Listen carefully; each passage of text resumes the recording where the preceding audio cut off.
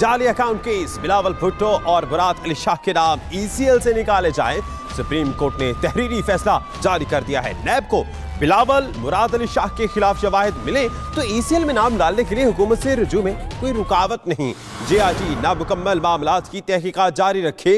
नैब report की रोशनी में अपनी तहकीकात मुकम्मल करे। जुर्म बनता हो तो रेफरेंस फाइल करे। अदालत ने कौमी एहतसाब ब्यूरो को हर 15 रोज बाद रिपोर्ट जमा कराने का भी हुक्म दिया। चेयरमैन नैब मुस्तनद डीजी को रेफरेंस तैयारी और दायर करने की जिम्मेदारी दें।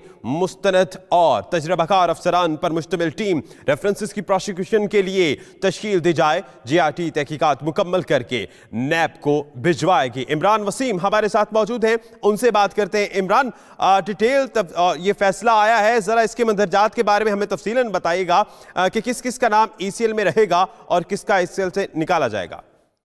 जी बिल्कुल, फैसले का जो अहम नुकात है वो तो यही है कि 25 सफ़हात पर मुश्तमिल फैसले में सुप्रीम कोर्ट ने बिलावल भुट्टो जरदारी और मुराद अली शाह का नाम जो है वो ईसीएल से निकालने का हुक्म दिया है और साथ साथ ये भी कहा है कि दोनों के हवाले से नैब अपनी तहकीकात जारी रखे। अगर कोई शवाहिद सामने आते हैं तो उन शवाहिद की रोशनी में नैब वफाकी हुकूमत से रुजू कर सकता है कि इन दोनों के नाम ईसीएल में शामिल किए जाएं।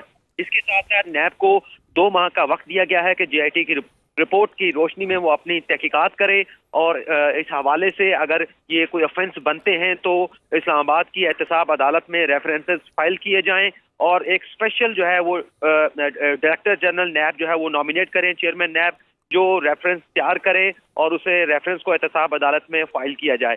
इसके अलावा इन रेफरेंसेस पर प्रोसिक्यूट करने के लिए स्पेशल जो है वो इन्वेस्टिगेटर और प्रोसिक्यूटर जो है वो भी मुकर्रर किए जाएं ताकि इन रेफरेंसेस को एहतसाब अदालत में प्रोसिक्यूट किया जा सके। माफ कीजिएगा। इसके अलावा अदालती फैसले में ये भी कहा गया है कि जेआईटी अपनी उन तमाम मामलात की तहकीकात जारी रखे जिनकी वो तहकीकात मुकम्मल नहीं कर सके और उन मामलात पर तहकीकात मुकम्मल करने के बाद अपनी हतमी रिपोर्ट जो है वो भी नैब में सबमिट कराए।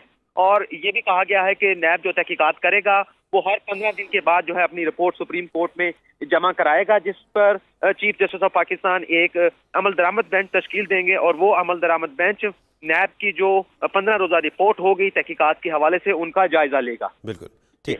इमरान साथ ही रहेगा, हमें ज्वाइन के सीनियर एंकर पर्सन और तज्जियाकार मोहम्मद मालिक साहब ने, उन्हें भी शामिल गुफ्तगू करते हैं। मालिक साहब, आज वैसे ऐवान में भी काफ़ी ये बहस रही इसी बारे में और ख़ासतौर पे कहा गया पीटीआई की जानिब से कि हमें कहा गया है लेकिन हुक्म नहीं सादिर हुआ, रिटर्न फॉर्म में नहीं है। चूंकि अब रिटर्न फॉर्म में भी आ चुका है एग्जिट कंट्रोल लिस्ट से नाम निकालना, तो अब इसके बाद आप क्या बदलती सूरत हाल देख रहे हैं?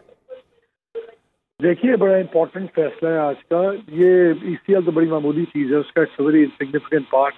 उस पर कोर्ट ने कहा कि निकाल दें, मगर ये देख लें कि अगर दूसरी चीज़ों में इंटरफेयर नहीं कर रहे, लेकिन वो असल इशू नहीं है। जो सबसे बड़ी बात है इसमें 2 चीज़ें हैं। एक है जो ये क्लियरली एक चीज़ रेफरेंस की तरफ इंडिया आया कि रेफरेंस की तरफ जाएगी। दूसरी चीज़ और थी उन्होंने जो जेआईटी थी इसको एसोसिएटेड रखा है कि नैब जो करे लेकिन जेआईटी को साथ एसोसिएट रखा है।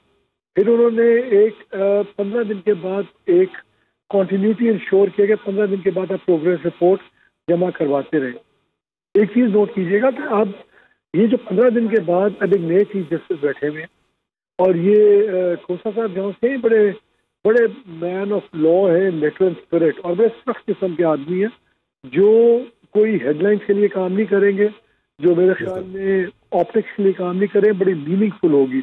और अब अगर सुप्रीम कोर्ट की सुपरविजन में कोई इन्वेस्टिगेशन चली तो अब यकीन मानिए कि इसमें कोई लैप्सेस अफोर्ड नहीं कर सकता, ना नैब और ना ही जेआईटी। आई थिंक ये आज अगर मैं पीपल्स पार्टी कैंप में होता, जरदारी साहब के कैंप में होता तो मैं बहुत परेशान होता। आज मेरे लिए इसलिए होना इररेलेवेंट चीज रह गई है बिकॉज ये केस बड़ा सीरियसली परस्यू करेगी, सुप्रीम कोर्ट ओवरसाइट में रखेगी और आज की डेवलपमेंट काफी उनके लिए परेशान कौन है। बिल्कुल, और यकीनन 15 दिन के बाद जो रिपोर्ट है उसके बाद रेफरेंस दायर होने के इम्कानात भी काफ़ी रोशन लगते हैं। बहुत शुक्रिया मोहम्मद मालिक साहब और इमरान वसीम आप दोनों का।